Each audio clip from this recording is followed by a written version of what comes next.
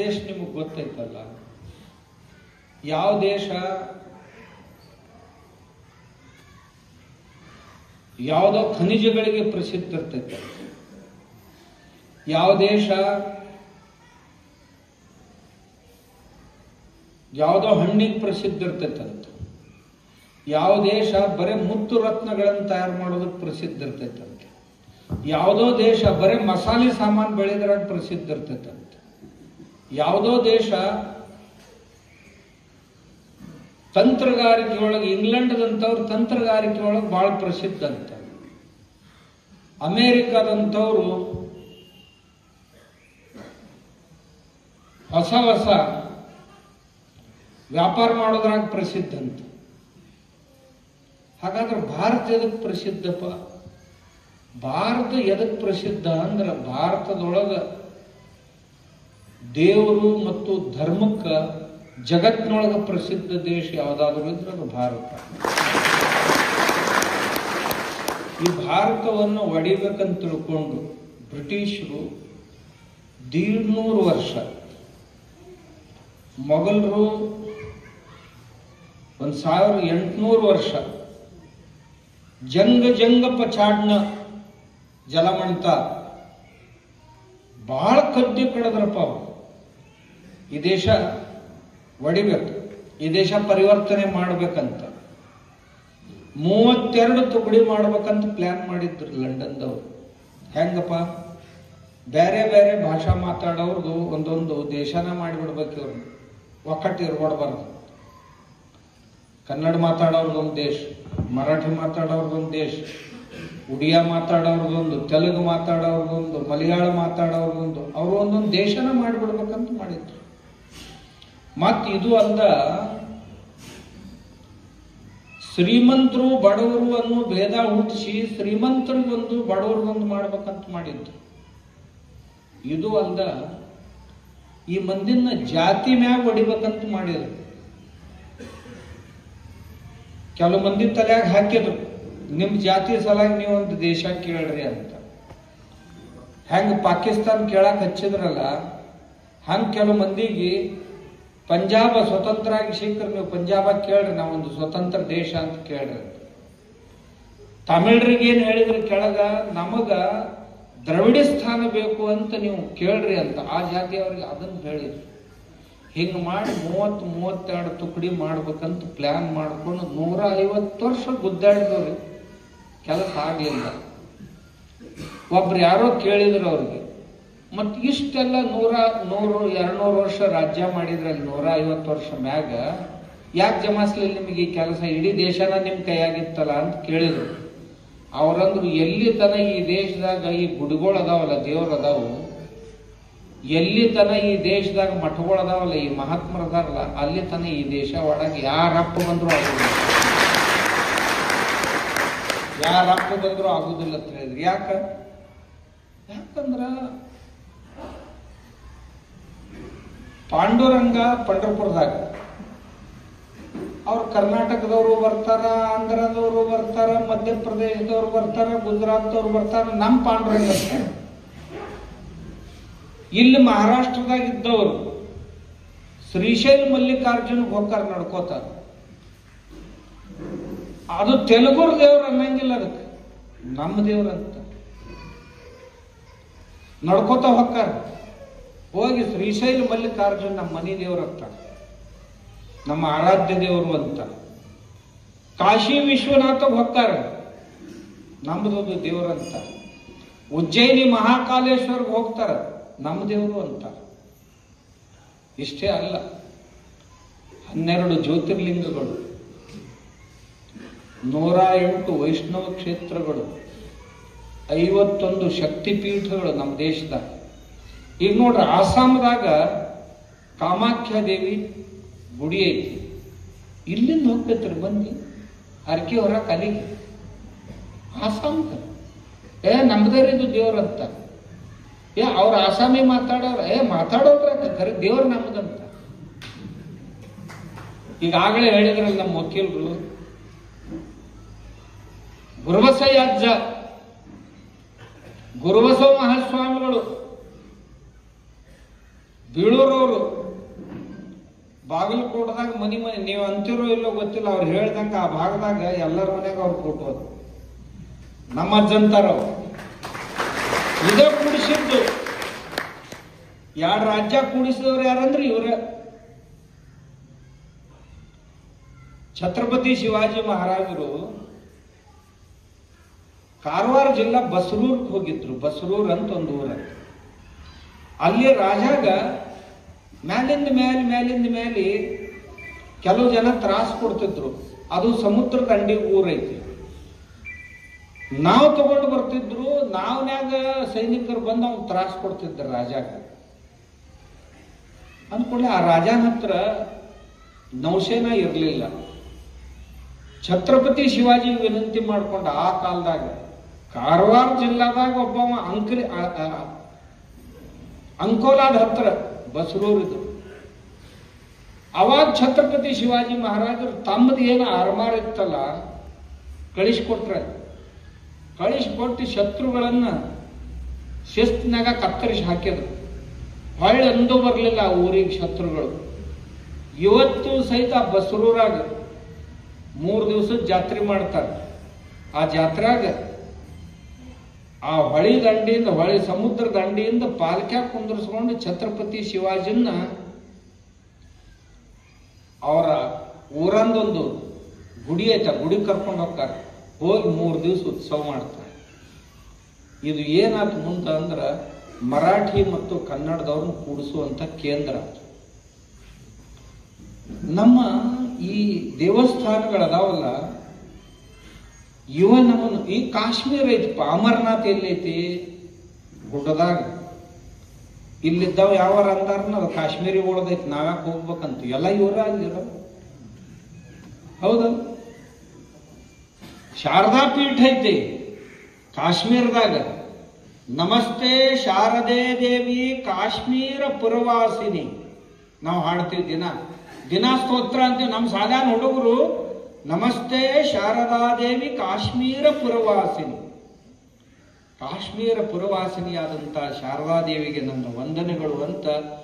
ಅಂದ್ರೆ ಈ ದೇವರು ಅದಾವಲ್ಲ ನಮ್ಮನ್ನು ಒಟ್ಟ ಎರಡಾಗಕ್ಕೆ ಬಿಡುದಿಲ್ಲ. ನಮ್ಮ ವಕೀಲರು ಆಗಲೇ ಹೇಳಿದ್ರು, ನಾವು ಈಗ ಊರಾಗ ಬೇರೆ ಬೇರೆ ಪಾರ್ಟಿಯವ್ರು ರಗಡ್ ಬಂದಿದ್ದೀವಿ. ಮಠದಾಗ ಒಳಗೆ ಬರೋದ ಅಂತಂದ್ರೆ ಚಪ್ಪಲ್, ರಾಜಕೀಯ ಚಪ್ಪಲ್ ಹೊರಗೆ ಕಳೆದಿಟ್ಟು ಒಳಗೆ ಬರ್ತೀವಿ. ಯಾಕೆ ಮಾಡ್ತೀವಿ? ನಮ್ಮನ್ನ ಎಲ್ಲರನ್ನೂ ಒಂದು ಗೂಡಿಸು ಯಾವಂದ್ರೆ ನಮ್ಮ ಕ್ಷೇತ್ರಗಳು. ತಮಗೆ ಹೇಳಿದ್ನಲ್ಲ, ನಮ್ಮ ಕ್ಷೇತ್ರಗಳೇ ನಮ್ಮನ್ನು ಒಂದು ಗೂಡಿಸು. ಇಡೀ ದೇಶವನ್ನ ಹಾಸು ಹಕ್ಕಾಗಿ ಹೆಣದಿಟ್ಟವ್ರು ಯಾರಾದರೂ ಇದ್ರೆ ನಮ್ಮ ಮಹಾತ್ಮರು, ನಮ್ಮ ಊರನ್ ದೇವರು. ಭಾಳ ಮಂದಿ ಒದರಾಡ್ತಿರ್ತಾವ ದೇವ್ರ ಮ್ಯಾಗ. ಕೆಲವೊಂದು ಬುದ್ಧಿಗೇಡುಗಳು ಇರ್ತಾವು. ಆ ದೇವ್ರಿಗೆ ಹೋದ್ರೆ ಏನಾಕೈತಿ, ಈ ದೇವ್ರಿಗೆ ಹೋದ್ರೆ ಏನಾಕೈತಿ.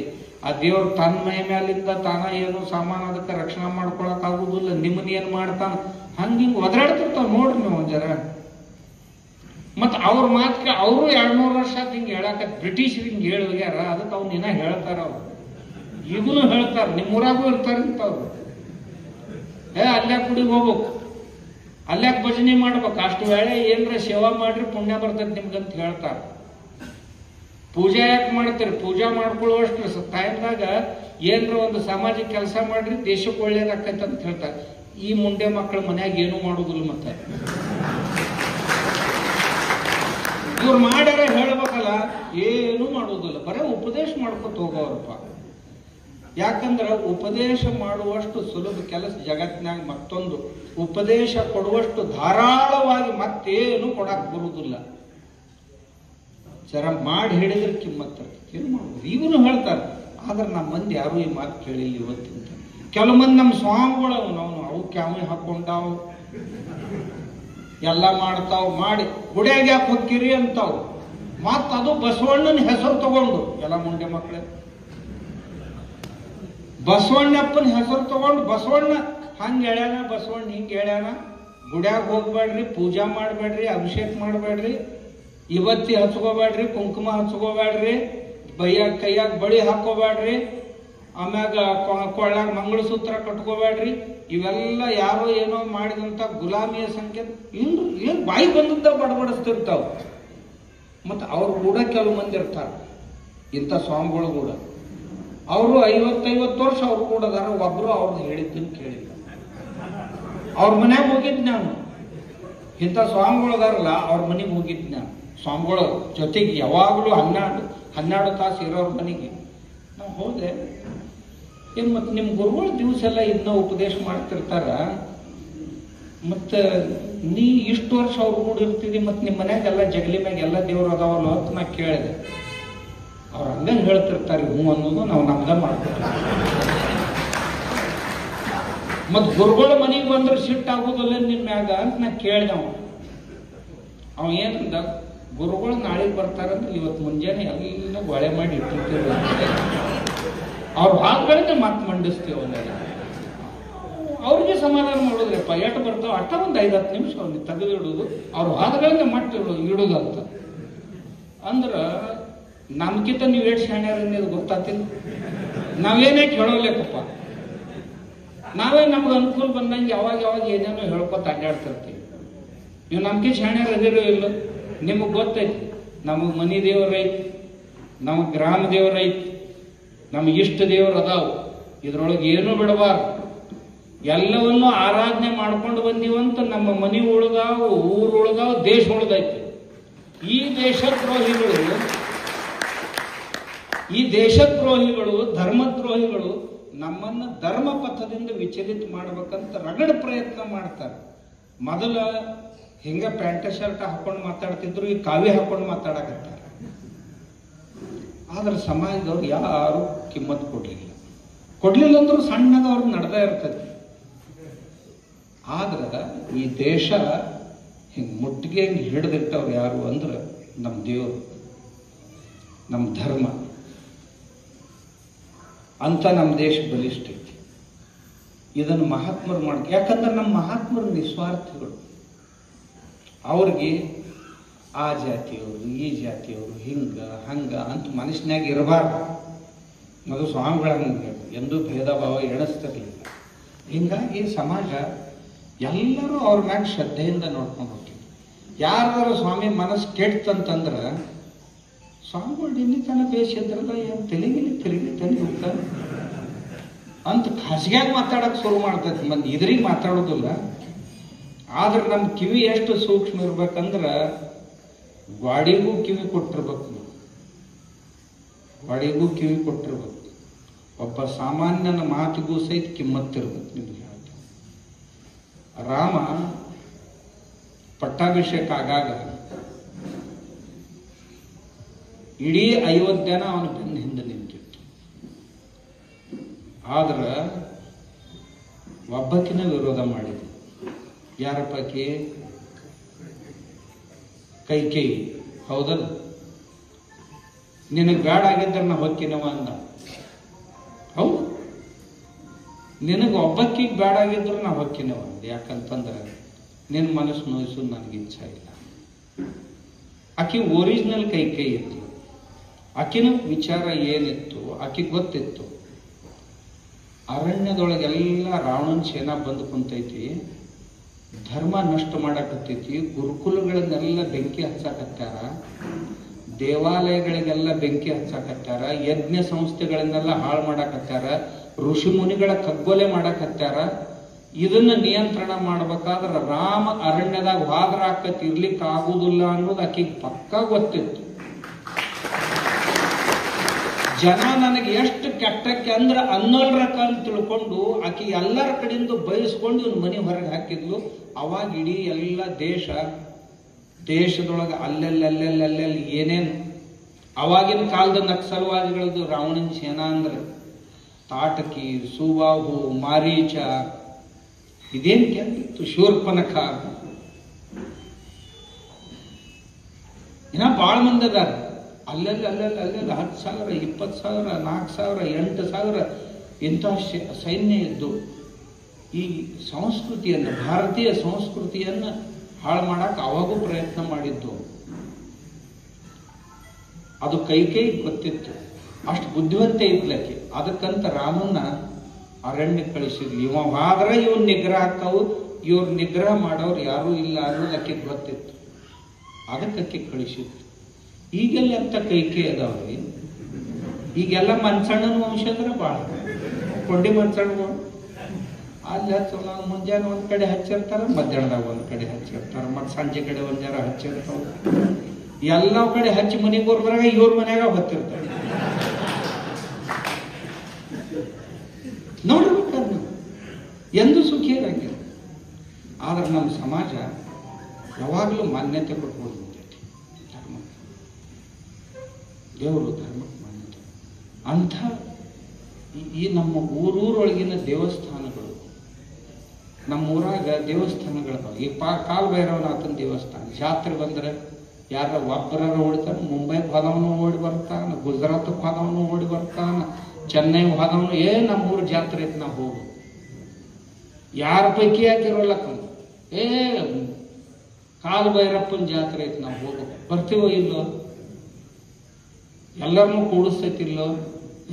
ಕಾಲಭೈರವನಾಥಗ ಬರೇ ಬ್ರಾಹ್ಮಣರ ಬರ್ಬೇಕಪ್ಪ, ಮರಾಠರು ಬರ್ಬಾರ್ದು, ಲಿಂಗಾಯತರು ಬರ್ಬಾರ್ದು, ಹಿಂಗೆಂದರ ಅಂದಾನಂತೀವಿ. ಅಗಸರು ಬರ್ಬಾರ್ದು, ಕುಂಬಾರ ಬರ್ಬಾರ್ದು, ಕಂಬಾರ ಬರ್ಬಾರ್ದು ಅಂದಾನ. ದೇವ್ರು ಅಂತಾನ. ದೇವರು ಎಲ್ಲರೂ ನಮ್ಮವ್ರ ಕೆಲಸ ಅಷ್ಟ. ಇವು ಉಳಿದು ಅವೆಲ್ಲ ವೃತ್ತಿಗಳು, ಅವೆಲ್ಲ ಜಾತಿಗಳು ವೃತ್ತಿಗಳು. ಬರ್ರಿ ಎಲ್ಲರೂ ಬರ್ರಿ. ವೈಷ್ಣವ ಜನತೋ ತೇಣೆ ಕಹಿಯಗ ಪೀಡ ಪರಾಯಿ ಜಾನೇರೆ. ಯಾರಪ್ಪ ಮಹಾತ್ಮರು, ಯಾರಪ್ಪ ದೇವರು ಅಂದ್ರ ಮತ್ತೊಬ್ಬರ ಕಷ್ಟ ಯಾರು ತಿಳ್ಕೊಂಡಾರಲ್ಲ ಅವರು, ಅಂಥವ್ರು ಮಹಾತ್ಮ. ಅಂಥ ದೇವರು ನಮ್ಮ ದೇವರು ಅಂಥವ್ರು. ಅದಕ್ಕೆ ಎಲ್ಲರೂ ಕೂಡ್ತೀವಿ. ನಮ್ಮನ್ನು ಕೂಡಿಸ್ದ ದೇವರಿಲ್ಲ. ಗುರುಬಸವದೇವ ಅಜ್ಜವ್ರದ್ದು ಪುಣ್ಯಸ್ಮರಣೆ ಕಾರ್ಯಕ್ರಮ ಐತಂದ್ರೆ ಇಡೀ ಊರೆಲ್ಲ ಕೂಡ್ತೈತಿ. ಅಜ್ಜ ಹೋಗಿ ಬಹಳ ದಿವಸ ಆತು, 8 ವರ್ಷ ಆತು ಗೊತ್ತಿಲ್ಲ. ಇದ್ರಾಗ ಕೆಲವು ಮಂದಿ ಅಜ್ಜನ್ ನೋಡಿಲ್ಲ. ಆದ್ರೆ ನಮ್ಮ ಹೃದಯದೊಳಗೆ ಅಜ್ಜ ಖಾಯಂ ಜಾಗ ಮಾಡ್ಕೊಂಡು ಕುಂತ. ನಮ್ಮನ್ನು ಆ ಕಡೆ ಅಳಿಗಾಡ್ಬಿಡಂಗಿಲ್ಲ. ಆ ಶಕ್ತಿ ಐತಲ್ಲ, ಅಜ್ಜ ಅವಾಗ ಏನ್ ತಪಶ್ಚರ್ಯ ಮಾಡಿದ್ದ, ಆ ತಪಸ್ಸಿನ ಶಕ್ತಿ ಐತಲ್ಲ. ಕರ್ಪೂರದ ಡಬ್ಬ್ಯಾಗ ಕರ್ಪೂರ ಇರ್ತೈತಿ, ಮುಂದ ಕರ್ಪೂರ ತೀರ್ತೈತಿ. ಆ ಡಬ್ಬ್ಯಾಗಿನ ಕರ್ಪೂರದ ವಾಸನೆಯನ್ನು ಹೋಗಂಗಿಲ್ಲ. ಹೊಕ್ಕತ ಕರ್ಪೂರ ಇಲ್ಲಿಗ ಅದ್ರಾಗ, ಆದ್ರೆ ಕರ್ಪೂರ ಡಬ್ಬ್ಯಾನ ವಾಸನೆ ಹೋಗುದಿಲ್ಲ. ಹಂಗ ಗುರುಬಸವ ಮಹಾಸ್ವಾಮಿಗಳು ದೈಹಿಕವಾಗಿ ನಮ್ಮನ್ನ ಬಿಟ್ಟು ಹೋಗಿರ್ಬೇಕು, ಆದ್ರೆ ಅವ್ರ ತಪಸ್ಸಿನ ವಾಸನೆ ಈ ಊರಾಗಿನ ಹಂಗ. ಆ ತಪಸ್ಸ ಇಷ್ಟೆಲ್ಲ ಕೆಲಸ ಮಾಡಿಸ್ತೈತಿ. ಇಷ್ಟು ಬಂದಿದ್ದು ತಪಸ್ಸ ಈ ರೀತಿ ಕೆಲಸ ಮಾಡ್ತೈತಿ. ಆ ತಪಸ್ಸು ಯಾರ್ಯಾರನ್ನ ಎಲ್ಲಿಂದ ತರ್ತೈತಿ, ಕೂಡಿಸ್ತೈತಿ. ಅದರದೊಂದು ಭಾಗ ಅಂತ ತಿಳ್ಕೊಂಡ ತಾವೆಲ್ಲರೂ ಈ ಮಠಕ್ಕೆ ಒಬ್ಬ ಒಳ್ಳೆಯ ಉತ್ತರಾಧಿಕಾರಿ ಬೇಕು ಅಂತ ಅಪೇಕ್ಷೆ ಪಟ್ಟು ಗುರುಗಳು, ಅದರ ಸಲುವಾಗಿ ನಮ್ಮ ಆತ್ಮಾರಾಮ ಶ್ರೀಗಳು, ನಮ್ಮ ಪಕ್ಕದ ಹಳ್ಳಿ ಐತಿ, ಇಲ್ಲಿ ಬಹಳ ಒಳ್ಳೆಯ ಒಬ್ಬ ವ್ಯಕ್ತಿ ಬರ್ಬೇಕಂತ ಈ ಊರ ಜನರು ಇಚ್ಛಾ ಐತ್ರಿ ಅಂತ ಮ್ಯಾಲಿನ ಮೇಲೆ ಹೇಳ್ತಿದ್ರು. ಆಯ್ತ್ರಿ, ಏನು ದೇವ್ರು ಏನು ಮಾಡ್ತಾನಂತ ನಾವು ಹಿಂಗ ಅನ್ಕೊಂತ ಬರ್ತಿದ್ದೀವಿ. ಒಂದು ದಿವಸ ಬಂದ್ರಿ, ತಮಗೆ ಸೂಚನೆ ಮಾಡಿದ್ರು. ಒಬ್ಬರು ಗುರುಗಳು ಅದಾರ್ರಿ, ಸಿದ್ದೇಶ್ವರ ಅಪ್ಪಗಳು ಸೇವಾ ಮಾಡ್ಯಾರ, ಬಹಳ ವಿದ್ವಾಂಸದಾನ ಹುಡುಗ. ಅಪ್ಪಗಳ ಅವನ ಶಾಸ್ತ್ರಕ್ಕೆ ಹಚ್ಚಿ ಮುಂದೆ ಕೂತ್ಕೊಂಡು ಕೇಳ್ತಿದ್ವಿ. ಅವ ಒಂದು ತಾಸು ಉಳಿದವ್ರಿಗೆಲ್ಲ ಪಾಠ ಮಾಡಬೇಕು, ಅಪ್ಪಗಳು ಮುಂದೆ ಕುಂತ್ಕೊಂಡು ಕೇಳ್ತಿದ್ರು.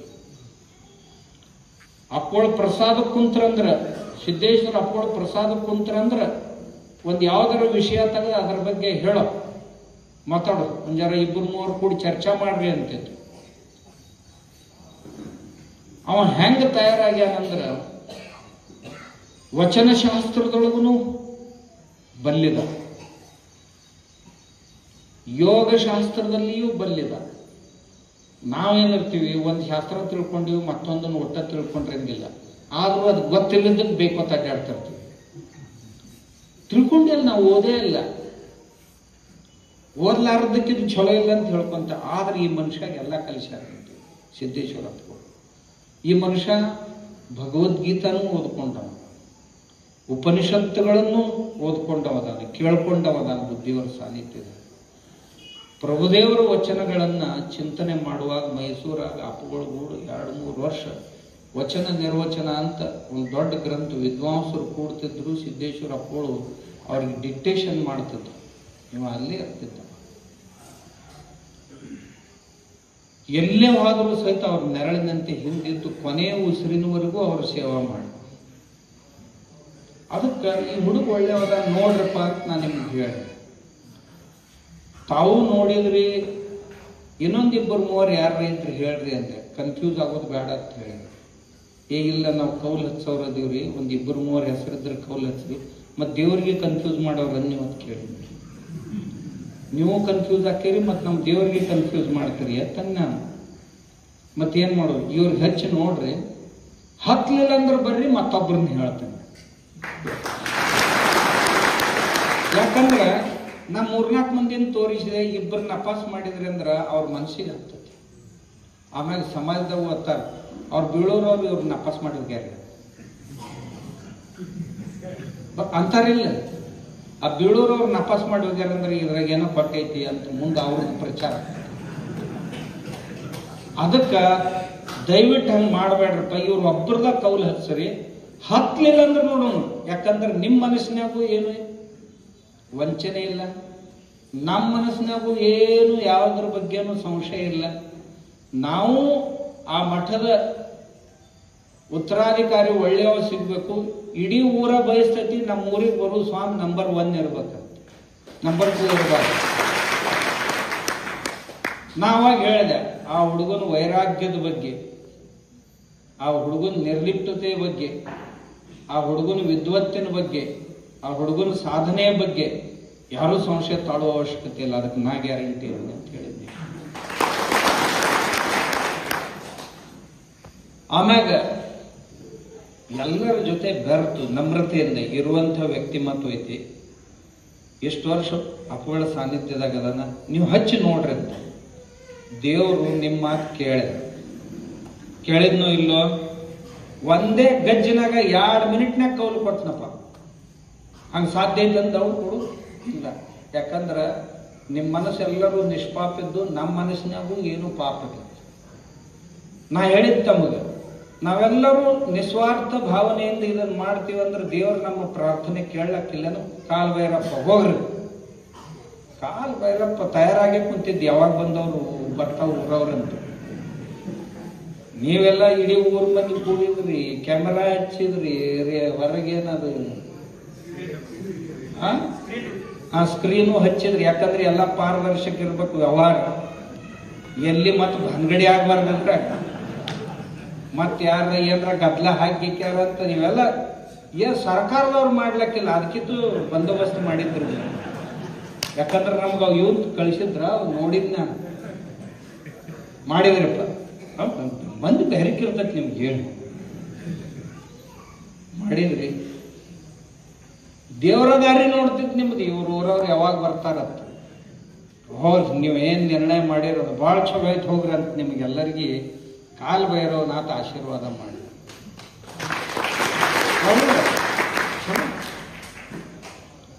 ಏನು ಒಳ್ಳೇದಾಗಬೇಕು ನೋಡ್ರಿ. ಒಂದು ಮಠದ ಆಯುಷ್ಯದೊಳಗೆ ಒಂದೊಂದು ಕಾಲಮಾನಗಳು ಬರ್ತಿರ್ತಾವ. ಒಬ್ಬರ ಕಾಲದಾಗ ಭಾಳ ಏರ್ತೈತಿ, ಒಬ್ಬರ ಕಾಲದಾಗ ಸ್ವಲ್ಪ ಸುಮ್ಮನೆ ನಡೀತಿರ್ತೈತಿ, ಒಬ್ಬರ ಕಾಲದಾಗ ಮತ್ತೊಂದು ಸ್ವಲ್ಪ ಸಾವಕಾಶ ಗತಿಯಿಂದ ಹೋಗ್ತೈತಿ, ಒಬ್ಬರ ಕಾಲದಾಗ ಮುಕ್ಕೋತೈತಿ. ಹಿಂಗೆ ಆಗ್ತಿರ್ತಾವ, ಅದೇನಿಲ್ಲ ಅಂತಿಲ್ಲ. ನಮಗೆ ಅನಿಸ್ತೈತಿ ಗುರುಬಸವ ಅಜ್ಜವ್ರ ಸಂಕಲ್ಪನ ಹಿಂಗಿರ್ಬೇಕು. ಇದಕ್ಕೆ ಮತ್ತೊಮ್ಮೆ ಈ ಬೀಳೂರಿನ ಇದಕ್ಕೆ ಒಳ್ಳೆ ಇದು ಇರಬೇಕು ಅಂತ ಎಲ್ಲ ಯಾರು ಬಂದಾರೆ ಎಲ್ಲರೂ ಭಾರಿ ಪ್ರಯತ್ನ ಮಾಡ್ಯಾರ. ಈ ಬೀಳೂರು ಅಂತಂದ್ರೆ ನೀವು ಬಾರ್ಡ್ರದಾಗ ಇಚ್ಚಿಕ್ಕದೀರಿ, ಆದ್ರೆ ನಿಮ್ಮ ಊರಿನ ಪ್ರಚಾರ ಪ್ರಸಾರ ಅಚ್ಚಿಕ್ ಭಾಳ ಐತಿ. ನಿಮ್ಗೆ ಗೊತ್ತಿಲ್ಲ. ಆ ಕಡೆ ಯಾರು ಹೆಣ್ಣಪ್ಪಣ್ಣ ಕೊಡ್ಕೊಂಡವ್ರು ಇದ್ರೆ ಅಂದ್ರೆ ಅವ್ರ ಅಟ್ಟ ಗೊತ್ತೈತೆ, ಅವ್ರನ್ನ ಬಿಟ್ಟು ಉಳಿದವ್ರಿಗೆ ಗೊತ್ತಿಲ್ಲ. ಆದ್ರೆ ಬೀಳೂರು ಗೊತ್ತಿದ್ದವ್ರು ಯಾರೂ ಇಲ್ಲ. ಎಲ್ಲಿ? ಉತ್ತರ ಕರ್ನಾಟಕದಾಗ. ಉತ್ತರ ಕರ್ನಾಟಕದೊಳಗೆ ಬಿಜಾಪುರ, ಬಾಗಲಕೋಟೆ, ಬೆಳಗಾವಿ, ಹುಬ್ಬಳ್ಳಿ, ಧಾರವಾಡ, ಹಾವೇರಿ ತನಾನು, ಹಾವೇರಿ ಬೀದರ್, ಗುಲ್ಬರ್ಗ, ಈ ಕಡೆ ಬೀಳೂರು ಗೊತ್ತಿಲ್ಲದವ್ರು ಯಾರೂ ಇಲ್ಲ, ಎಲ್ಲರೂ ಗೊತ್ತಿದ್ದವ್ರ. ಅದಕ್ಕೆ ಅಂತ ಪ್ರಸಿದ್ಧ ಮಠಕ್ಕೆ ಮತ್ತೊಂದು ಸಾರಿ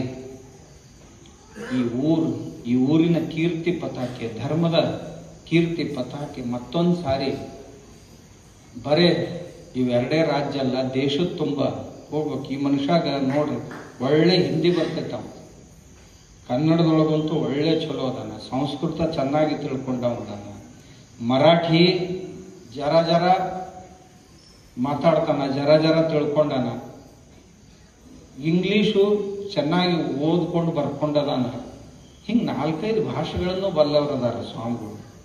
ಅಂಥವ್ರು ನಿಮ್ಗೆ ಸಿಕ್ಕಾರ, ಒಳ್ಳೇದಾಗ್ತದೆ. ಗುರುಗಳು ಏನು ಆಗಲೇ ಹೇಳಿದ್ರು, ಆ ರೀತಿಯೊಳಗೆ ಈ ಮಠ ಬೆಳೀತೈತಿ. ನೀವೆಲ್ಲರೂ ಇದೇ ಉತ್ಸಾಹದೊಳಗಿದ್ರೆ ಅಂದ್ರೆ ಇದು 2ನೇ ಕಣ್ಣೇರಿ ಮಠ ಆಕೈತೆ ಅಂತ ಹೇಳ್ತೀನಿ.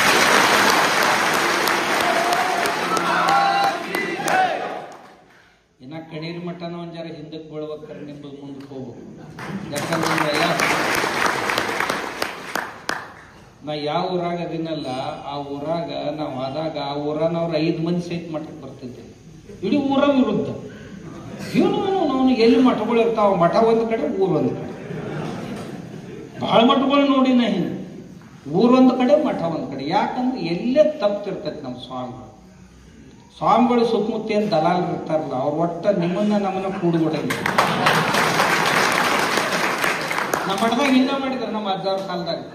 ಆ ಊರವ್ರನ್ನ ನಮ್ಮ ಅಜ್ಜವ್ರನ್ನ ಒಟ್ಟ ಕೂಡ ಬಿಡ್ತಿದ್ದಿಲ್ಲ ಅವ್ರು ದಲಾಲರು. ನಾ ಮೊದಲು ಏನು ಮಾಡಿದೆ, ಈ ದಲಾಲರನ್ನ ದೂರ ಮಾಡಿದೆ. ಈಗೂ ಸಹಿತ ಒಬ್ಬರನ್ನೂ PA ಇಟ್ಕೊಂಡಿಲ್ಲ. ಮತ್ತು ನೀವು ಯಾರು ಫೋನ್ ಮಾಡಿದ್ರೆ ನಾನೇ ಎತ್ತಾವ. ಈಗ ಅವ್ನ ಕೈಯಾಗ ಕೊಟ್ಟನೆ, ನಾ PA ಇಟ್ಕೊಂಡು ಯಾವನಾರು ಸೇವಕನ ಇಟ್ಕೊಂಡು ಅವ್ನ ಕೈಯಾಗ ಕೊಟ್ಟಂದ್ರೆ ಅವ ನಮ್ಮ ಕೈ ಕೊಡ್ಬಾರ್ದು ಅವನ ನಿರ್ಣಯ ಮಾಡವ. देव सोन्याचा आणि कान पितळ्याचा, असं म्हण आहे की नाही आपल्याकडे. महाराज खूप चांगले आहेत, पण कानाने हलके येतो का? ही मधली त्याला जगूच देत नाही, आम्हाला झोपू देत नाही, जेवू देत नाही, बसू देत नाही, उठू देत नाही. का? ती जसं सांगतील तसं राहील. ನೇರವಾಗಿ ಈಗ ನಮ್ಮ ಸುತ್ತಮುತ್ತ ಒಬ್ಬ ಬರ್ತಿದ್ದಿಲ್ರಿ ಅವನು ನಮ್ಮ ಮಠಕ್ಕೆ. ಸುತ್ತಮುತ್ತ ಹಳ್ಳಿಯವ ಬಂದ್ರು ಸಹಿತ ದೇವ್ರಿಗೆ ನಮಸ್ಕಾರ ಮಾಡ್ತಿದ್ರು, ನಮಗ್ ಮಾಡ್ತಿದ್ರು. ಅವರು ಅಂತ ಅಲ್ಲಿ ಕಾಡಪ್ಪನ ಗುಡಿಯಾಗ ಹೋಗಿ ದೇವ್ರಿಗೆ ನಮಸ್ಕಾರ ಮಾಡ್ತಿದ್ರು. ನಾವು ಅಲ್ಲೇ ಮೊದಲ ನಿಂತು ಹಿಂಗ ನೋಡ್ಕೊತ ಹೋಗೋರು. ನಮಗ ಇವ್ರಿಗೆ ಹುಟ್ಟ ಪೆಟ್ಟಾಗಿಲ್ಲ, ಇವ್ರು ಹಿಂಗ್ಯಾಕ್ ಮಾಡ್ತಾರ ನಮ್ಗೆ ಗೊತ್ತಾಗ್ತಿದ್ದು. ನಡುವಿನ ದಲಾಲರ ಕೆಲಸ ಇದೆ. ಅದಕ್ಕೆ ಅವ್ರಿಗೆ ನಾವು ಹೇಳಿದ್ವಿ, ಊರಿಗೆ ಹೋಗಿ ನಾ ಹೇಳಿದೆ, ಮನಸ್ಸಿನಾಗ ಇಟ್ಕೋಬೇಡ್ರಿ, ಬರ್ರಿ ನಿಮ್ಮದೇ ಐತೆ ಮಠ. ಇವು ನಡು ಏನು ಆತಂಕ ಇದ್ದು ಅಂದ್ರೆ ಅವನ್ನ ಸರಿ ಮಾಡೋದು. ನಾ ಭಾಳ ಕಠೋರ ಮನಸ್ಸಿನಿಂದ ಅವ್ರನ್ನ ಸರಿಸಿದೆ. ಮೊದಲು ಮಾಡಕ್ಕೆ ಹೋಗ್ಬೇಡಪ್ಪ, ಇದು ಒಳ್ಳೆಯದಲ್ಲ. ನಾವು ನೇರವಾಗಿ ಭಕ್ತರ ಜೊತೆ ಸಂಪರ್ಕವಾಗಿ ಇರ್ಲಿಕ್ಕೆ ನಾವು ಉಣ್ಣಕ್ಕೆ ಕುಂತಿರ್ತೀವಿ. ಉಣ್ಣೋದು ಮುಗಿದ್ರಾಗ ಏನು 2 ಗುಂಡು ಹತ್ತಿರ್ತಾರೆ ನಮ್ಮ ತಲೆಯಾಗ. ಯಂತ್ರಗಳನ್ನೇ ಸ್ಫೋಟ ಆಗ್ಬೇಕವು. ಯಾವ ಎದ್ದು ಆ ನಮನೆ ನಮ್ಮನ್ನು ತಯಾರು ಮಾಡ್ತಾರೆ. ನಮ್ಮ ಮಠಗಳು ಹಾಳಾಗೋದು ಇದರಿಂದ. ನಿಮಗೆ ಹೇಳ್ತೀನಿ, ನಾ ಎಲ್ಲ ಸ್ವಾಮಿಗಳಿಗೆ ಹೇಳ್ತೀನಿ, ಯಪ್ಪ ಯಾಕೆ ಸರಿ ಇರ್ರಿ, ಶತ್ರುಗಳಿಂದ ಅಲ್ಲ, ನಿಮ್ಮ ಸುತ್ತಮುತ್ತ ಇರ್ತಾರಲ್ಲ ಅವರಿಂದ ಯಾಕೆ ಸರಿ ಇರ್ರಿ, ಸುತ್ತಮುತ್ತ ಇರೋದ್ರಿಂದ ಭಾಳ ಯಾಕೆ ಸರಿ ಇರ್ರಿ ಅಂತ ಹೇಳ್ತಾರೆ. ಹಿಂಗೆ ಆಗ್ತಾವ, ಏನು ಮಾಡೋದು. ಅದಕ್ಕೆ ಅದು ಒಳ್ಳೆ ಇದು ಬಂದೈತಿ ಈ ಮಠಕ್ಕೆ. ಮತ್ತೆ ಏನು ಹಿಂದಿನ ಅಜ್ಜಗಳು ಎಷ್ಟು ಮಂದಿ ಇದನ್ನು ಏಳಿಗೆ ಮಾಡ್ಯಾರ, ಅದಕ್ಕಿಂತಲೂ ಇನ್ನಷ್ಟು ಚೆನ್ನಾಗಿ ನಡ್ಕೊಂಡು ಹೋಗುವಾಗ ಭಕ್ತ ಪರಿವಾರ ತಮ್ಮ ಮಕ್ಕಳಿಗೆ ಸಂಸ್ಕಾರ ಆಗಬೇಕು. ನಮ್ಮ ಮಠದ ಕೆಲಸ ಏನಪ್ಪ, ತಮ್ಮ ಮಕ್ಕಳಿಗೆ ಸಂಸ್ಕಾರ ಆಗಬೇಕು, ಸಮಾಜಕ್ಕೆ ಎಲ್ಲಕ್ಕೂ ಒಳ್ಳೆಯದಾಗಬೇಕು ಅಂಥ ಚಟುವಟಿಕೆಗಳು ಮಠಗಳೊಳಗೆ ನಡಿಬೇಕು. ನಾ ಅದನ್ನು ಮಾಡಕತ್ತಿಂದ ಜನರು ನಮ್ಮನ್ನು ಸ್ವೀಕಾರ ಮಾಡಿದ್ವಿ. ಯಾಕಂದ್ರೆ ನಮಗೆ ಯಾರೂ ಇಲ್ರಿ, ನಾವೆಲ್ಲ ಅಪ್ಪ ಅವ್ವ ಎಲ್ಲ ಬಿಟ್ಟು ಬಂದೀವಿ. ಅವರು ಇಲ್ಲಂತ ತಿಳ್ಕೊಂಡ ನಾವು ಹೊಂಟೀವಿ. ಯಾರೂ ಇಲ್ಲ ನಮಗೀಗ. ಯಾರಪ್ಪ ಅವ್ವಗಳಂದ್ರೆ ಲೋಕವೇ ಎನ್ನ ಮನೆ, ಈ ಜಗತ್ತ ನಮ್ಮ ಮನೆ. ಇಲ್ಲಿದ್ದವ್ರು ಇವರೇ ಎಲ್ಲರೂ, ನಮ್ಮಪ್ಪ ನಮ್ಮವ್ವ. ಇಲ್ಲಿ ಇದ್ದವರು ಪ್ರತಿಯೊಬ್ಬರ ಮನೆಗಳು ನಮ್ಮ ಮನೆಗಳು, ಪ್ರತಿಯೊಬ್ಬರ ಸುಖ ದುಃಖಗಳು ನಮ್ಮ ಸುಖ ದುಃಖಗಳು ಅನ್ನೋ ಭಾವನೆಯಿಂದ ಯಾವಾಗ ಸ್ವಾಮಿಗಳು ವರ್ತನೆ ಮಾಡಕ್ಕೆ ಶುರು ಮಾಡ್ತಾರಲ್ಲ ಅವಾಗ ಎಲ್ಲರಿಗೆ ಅನಿಸ್ತೈತಿ ಈ ಮುತ್ಯಾಗ ಹೇಳಾರ್ದ ನಾ ಏನು ಮಾಡ್ಬೇಕು, ಹೋಗಿ ಕೇಳ್ಕೊಂಡು ಬರೋ ನಡಿ ಅಂತ. ನಮ್ಮನ್ನು ಕೇಳಾರ್ದ ಏನು ಕೆಲಸ ಮಾಡೋದಿಲ್ಲ. ಮನ್ಯಾಗ ಸೇರಿ ಅವ್ರ ಮನ್ಯಾಗೂ ಬೇಕಾದಂಗೆ ಹಿರಿಯರು ಇರ್ತಾರೆ, ಹಿರಿಯರು ಅದಾರ್ರಿ, ಆದ್ರೂ ನಿಮ್ಗೆ ಹೇಳಿ ನಿಮ್ಮ ಸಮ್ಮತಿ ತಗೊಂಡ ಮಾಡ್ತೀವಿ ಅಂತ ಅಂಥ ವಿಶ್ವಾಸ ಕೊಡ್ತೈತಿ. ಹಂಗಿರ್ಬೇಕು ಸ್ವಾಮಿಗಳನ್ನ. ನನಗನ್ಸಿದ ಮಟ್ಟಿಗೆ ನಿಮ್ಮ ಊರಿಗೆ ಬರೋ ಸ್ವಾಮಿಗಳು ಹಿಂಗೆ ಅದಾರ ಅಂತ ನನಗೆ ಖಾತ್ರಿ ಐತಿ. ಮುಂದೆ ನೀವೇನ್ರ ಮಾಡಿ ಕೆಡಿಸಿದ್ರೆ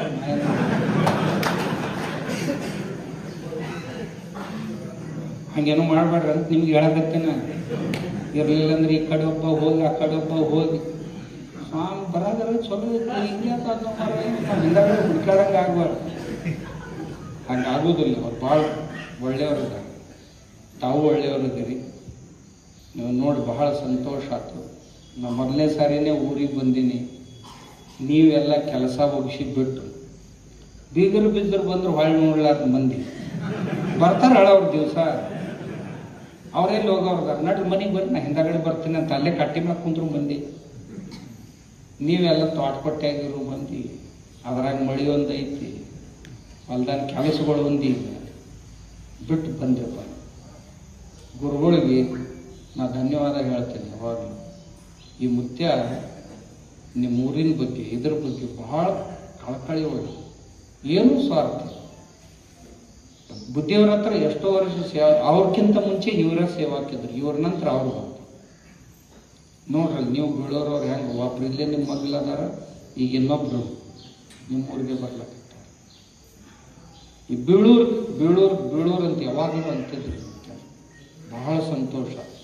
ಅವು ಎಲ್ಲರೂ ಬಂದಿರು, ತಮ್ಮನ್ನು ನೋಡಿ ಸಂತೋಷ ಆಯ್ತು, ತಮ್ಮನ್ನು ಕೇಳಿ ಸಂತೋಷ ಆಯ್ತು. ಮತ್ತೊಬ್ಬೆ ಆ ಸ್ವಾಮಿಗಳು ಬಂದ ನಂತರ 25ನೇ ತಾರೀಕಿಗೆ ಪುರಪ್ರವೇಶ. ಪುರ ಅಂದ್ರೆ ಊರು. ಜೈಪುರ ಅಂತೀರಿ, ಸಿದ್ದಾಪುರ ಅಂತೀರಿ, ಗಾಣಗಾಪುರ ಅಂತೀರಿ. ಪುರ ಅಂದ್ರೆ ಏನು? ಪುರ ಅಂದ್ರೆ ಊರ. ವಿಜಯಪುರ ಪುರ ಅಂದ್ರೆ ಊರು. ಊರೊಳಗೆ ಪ್ರವೇಶ ಮಾಡೋದಕ್ಕೆ ಪುರಪ್ರವೇಶ ಅಂತ ಕರೀತಾರೆ ಸಂಸ್ಕೃತ. ಅಥವಾ ಶುದ್ಧ ಭಾಷೆಯೊಳಗೆ ಗ್ರಾಮ ಪ್ರವೇಶ ಅಥವಾ ಪುರಪ್ರವೇಶ ಅಂತ ಅದು ನಮ್ಮಲ್ಲಿ ಪದ್ಧತಿ ಐತಿ. ಯಾರಾದರೂ ಇಂಥ ಪ್ರಸಂಗಗಳು ಬಂತು ಅಂದ್ರೆ ಅವರನ್ನು ಅತ್ಯಂತ ಭಕ್ತಿ ಭಾವದಿಂದ ನಮ್ಮ ಪುರದಲ್ಲಿ, ನಮ್ಮ ಊರಿನಲ್ಲಿ ಅವ್ರನ್ನ ಪ್ರವೇಶ ಮಾಡಿಸ್ಕೋಬೇಕು. ನೀವೇನೋ ಭಾಳ ತಯಾರಿ ಮಾಡಿರಪ್ಪ, ನೀವು ಭೂತಿದ್ದ ದೇವ್ ಇದ್ದಂಗೆ ಅದಿರಿ. ನಾವೇನೋ ಕಲ್ಪನಾ ಸಹಿತ ಮಾಡಕ್ಕೆ ಸಾಧ್ಯ ಇಲ್ಲ, ಆಟ ತಯಾರಿ ಮಾಡ್ಕೊಂಡು ಕೂತಿರತ್ತು ಗುರುಗಳನ್ನ ಅಂತ ಹೇಳಿದ್ರು. ಏನ್ರ ಬೀಳೂರು ಮಂದಿ ಅಂದ್ರೆ ದೇವ್ ಎದ್ದು ಅಂದ್ರೆ ದೇವ್ ಎದ್ದಂಗೆ ಎದ್ದ ಬಿಡ್ತಾರ. 40 ಟ್ರ್ಯಾಕ್ಸ್ ತೊಗೊಂಡು ಬಂದಿವ್ರಿ, 50 ಟ್ರ್ಯಾಕ್ಸ್ ತೊಗೊಂಡು ಬಂದಿವಿ. ಅಲ್ಲಿ ನಿನ್ನೆ ಬಿಜಾಪುರಕ್ಕೆ ಹೋಗಿರಿ, ಇವತ್ತು ಕಣೇರಿಗೆ ಬಂದಿರಿ, ಮತ್ತು ಇಲ್ಲಿನೂ ಅದಕ್ಕಿಂತ ಹೆಚ್ಚು 4 ಗಾಡಿ ಹೆಚ್ಚ ಬಂದವ್ರಿ, ಕಡಿಮೆ ನಾಗೋದು. ಮತ್ತು ಎಲ್ಲರೂ ತಮ್ಮ ಕಿಶೆದಾಗ ಎಣ್ಣೆ ಹಾಕೊಂಡು ಬರೋದ್ರೆ, ಮತ್ತು ಯಾರಿಗೆ ಪುಕ್ಕಟೆ ಇಲ್ಲ ಅಂತ ಹೇಳಿದ್ರು. ಎಂಥ ಭಕ್ತಿ ಭಾವ ಈ ಊರಾಗ ಎಲ್ಲರೂ ನೋಡಿ ಕೇಳಿ ಬಹಳ ಸಂತೋಷ. ಮತ್ತು ನಾಳೆ ತಾವೇನೋ 100 ವಾಹನಗಳಿಂದ ಗುರುಗಳನ್ನು ತಮ್ಮ ಊರಿಗೆ ಹೊಸ ಶ್ರೀಗಳನ್ನು ಬರಮಾಡ್ಕೊಳ್ಳಿಕ್ಕೆ ಬಹಳ ವಿಜೃಂಭಣೆಯಿಂದ ತಯಾರಿ ಮಾಡಿಕೊಂಡ್ರಿ ಅಂತ ಅದನ್ನು ಕೇಳಿ ನಮಗೆ ಭಾಳ ಸಂತೋಷ ಆಯಿತು. ಆದ್ರೆ ಒಂದೇ ಪ್ರಾರ್ಥನೆ ಏನು, ಇಷ್ಟು ಗಾಡಿ ತೊಗೊಂಡು ಹೊಂಟೀರಿ, ಅದರ ಒಂದು ಎಲ್ಲಿ ಒಂದಕ್ಕೊಂದು ಹತ್ತಬಾರ್ದು, ಒಂದು ಗಾಡಿಗೆ ಮತ್ತೊಂದು ಗಾಡಿ ಎಲ್ಲಿ ಹತ್ತಬಾರ್ದು. ಆಮೇಲೆ ಸಾವಕಾಶ ಹೋಗ್ಬೇಕು, ಸಾವಕಾಶ ಬರಬೇಕು, ಎಲ್ಲಿ कप चुक हतवार हे बघ कुठेही डाग लागता कामा नाही. लागते म्हणून कधी कधी काळा डाग आपण आई बघा बाळाला नजर लागते की काय म्हणून काळी टिपकी लावते बरोबर. म्हणजे कुठेही असं नजर लागता कामा नाही. तुम्ही असं करत असलेले या कार्यक्रम का एखादी छोटी दुर्घटना जरी घडली, कोण पडला, हाताला जरी लागला तर एवढ्या मोठ्या उत्सवाचा सगळी उत्साह निघून जातो आणि त्या व्यक्तीकडे आमचा लक्ष जातो. म्हणून असं होणार नाही याची काळजी तुम्ही सगळ्यांनी घ्यायची. कोणी गडबड गोंधळ न करता सावकाश जाणं आणि येतानाही तुम्ही काय कसं करताय बाबा, तुम्ही बसून नियोजन करा. महाराजांच्या बरोबर स्वामीजींबरोबर बसून नियोजन करा आम्हाला भीती वाटते त्याचीच. अरे एवढ्या मोठ्या प्रमाणात तुम्ही करताय म्हणजे वाय वाय वाय वाय करत इलेक्शन मध्ये करता माहिती ಯಾವ್ದು ಸೈಲೆನ್ಸರ್ ತೆಗೆದಿಟ್ಟಿರ್ತೈತಿ, ಯಾರ ಮನೆ ಮುಂದಾರ ಹೋಗಿ ರೇಸ್ ಮಾಡ್ತಿರ್ತೈತಿ. ಈ ಊರಾಗೇನು ಕಿವ್ರದಾರ ಎಲ್ಲರೂ ಇಟ್ಟೆ ಬದಲಾಡಿಸ್ತೈತಿ ನಮಗ ಅನಿಸ್ತೈತಿ. ನಿಮ್ಗೆ ಗೊತ್ತಾಗೋದಿಲ್ಲ ಹೇಳ್ರಿ ಅತ್ತಾರ ನಮಗ. ಎಲ್ಲರೂ ಕಿವಿ ಇದ್ದವ್ರ ಇರ್ತಾರ, ಅದು ಯಾಕ್ರ ಮಾಡ್ಕೊತಾರೆ. ಅದು ಹಂಗೆ ಮಾಡ್ಬೇಕಂತ ಹೇಳ್ರಿ ನಿಮ್ಗೆ ಗೊತ್ತಾಗೋದಿಲ್ಲ. ಅದಕ್ಕೆ ನಮ್ಗೇನು ಅಂಜಿಕೆ ಅಂದ್ರೆ ಎಲ್ಲರೂ ಯಾರ ಬಿದ್ದಿಗಿದ್ದಾರು, ಯಾರು ಹಚ್ಕೊಂಡು ನಿಂತ್ಕೊಂಡಾರು, ಇಷ್ಟ ಕಳ್ಕಳಿ ಮತ್ತೊಂದೇನೂ ಇಲ್ಲ. ಇಂಥ ಒಂದು ಅವಿಸ್ಮರಣೀಯ ಕಾರ್ಯಕ್ರಮ ಮಾಡಕ್ ಹೊಂಟಾಗ ಎಲ್ಲಿ ಒಬ್ಬರಿಗೆ ಸಹಿತ ಥೋಡೈ ಖರ್ಚಡ್ತಾ ಕಾಮ ಒಂದಿಟ್ಟು ಕೆತ್ತಬಾರ್ದು, ಯಾರಿಗೆ ಹೇಗೆ ತೊಗಲು ಸಹಿತ ಒಂದೊಂದು ಸುಲಿವ ಅಷ್ಟು ಕಾಳಜಿ ತಾವು ವಹಿಸ್ತೀರಿ.